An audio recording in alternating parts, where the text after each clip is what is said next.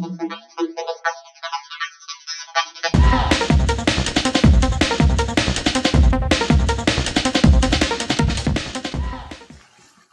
দিয়ে আমি 2 মিনিট ঝোলটাকে ফুটিয়ে আমি গ্যাসের ফ্লেমটাকে অফ করে দেবো। 2 মিনিট হয়ে গেছে, আমি গ্যাসের ফ্লেমটা অফ করে দিলাম। Hi friends, welcome to Ushni Sardar blog. আশা করি তোমরা সবাই খুব ভালো আছো, আমিও ভালো আছি।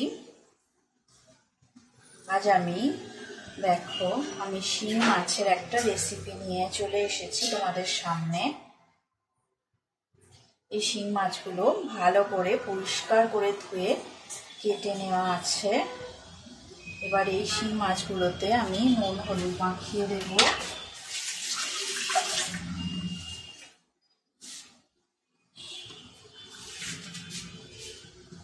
পরিমাণ মতো হলুদ গুঁড়ো আর পরিমাণ মতো নুন আমি মাছগুলোতে মাখিয়ে নেব। ভিডিওটা স্কিপ না করে প্রথম থেকে শেষ পর্যন্ত দেখার অনুরোধ রইল। নুন হলুদ মাখানো হয়ে গেছে, এবার এই মাছগুলোকে আমি 10 মিনিটের জন্য এইভাবে রেখে দেব মাখিয়ে। ফিরে আসছি 10 মিনিট পর। আমি গ্যাসের ওপর কড়াটা বসিয়ে দিয়েছি। এবার আমি সর্ষের তেল দিয়ে দিয়েছি। বিউলির ডালের কয়েকটা বড়ি আমি এই তেলের মধ্যে একটু ভেজে নেব।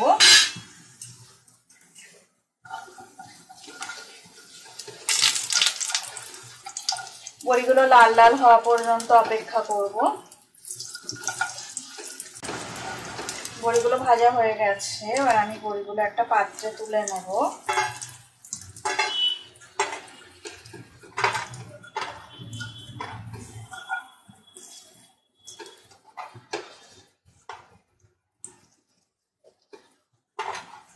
এবার ওই কড়াতে আমি আরেকটু সামান্য সর্ষের তেল দিয়ে দিলাম।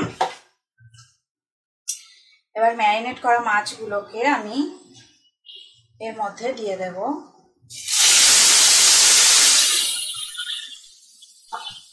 এই মাছগুলো আমি দিয়ে দিলাম কড়ার মধ্যে। মিডিয়াম ফ্লেমে আমি রেখে দেব।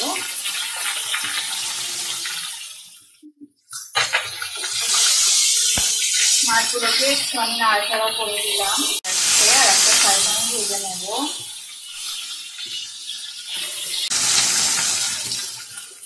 মাছগুলো ভাজা ভাজা হয়ে গেছে, এবার আমি একটা পাত্রে মাছগুলোকে তুলে নেব।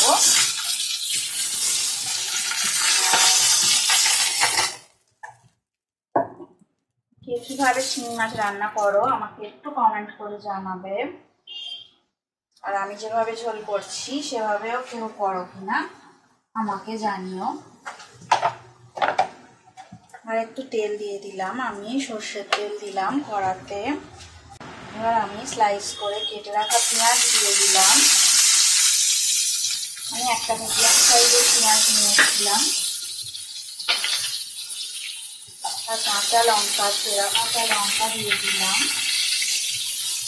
আর লম্বা করে টুকরো করে কাটা আলু দিয়ে দিলাম।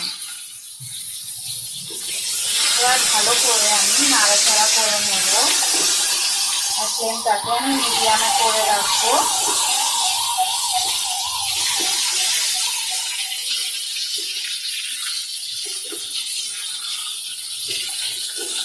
মিনিট এইভাবে নাড়াচাড়া করার পরে আমি সামান্য একটু আদা রসুন বাটা দিয়ে দিলাম।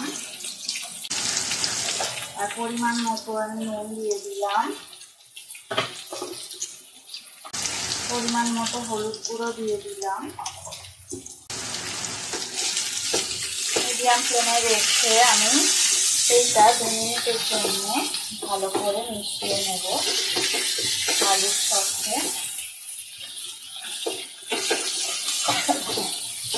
2 মিনিট নাড়াচাড়া করার পরে আমি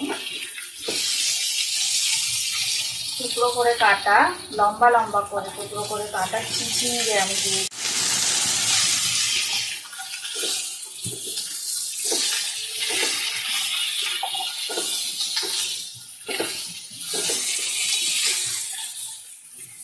মাছ চিচিঙ্গে দিয়ে থেকে রান্না করেছো আমাকে জানিও। এই ঝোলটা খেতে অসাধারণ হয়। দুর্দান্ত স্বাদের ঝোল শিং মাছ দিয়ে গরমকালে ধোয়া ওঠা ভাতের সাথে একেবারে জমে যাবে। এই রান্নাটা তোমরা ট্রাই করে দেখতে পারো। আমরা তো ঝিঙে, পটল অনেক কিছু দিয়েই, বেগুন এইসব দিয়েই শিং মাছ রান্না করি। তো আজ আমি চিচিঙ্গে দিয়ে ঝোল করলাম।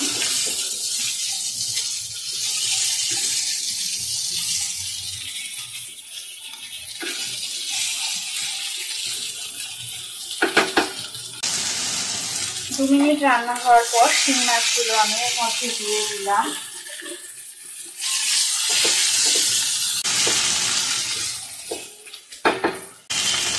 ফ্লেমটাকে আমি হাই করে দিয়ে আমি পরিমাণ মতো ঝোলের মতো জল দিয়ে দিলাম। ঝোলটা ফুটে যাওয়া পর্যন্ত আমি অপেক্ষা করব।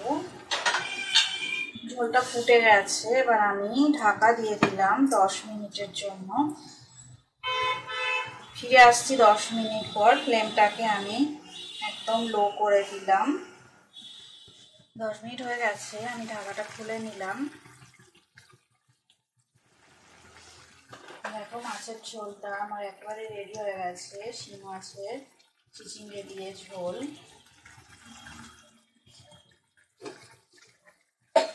এবার আমি ভাজা বড়িগুলো উপর থেকে দিয়ে দেবো।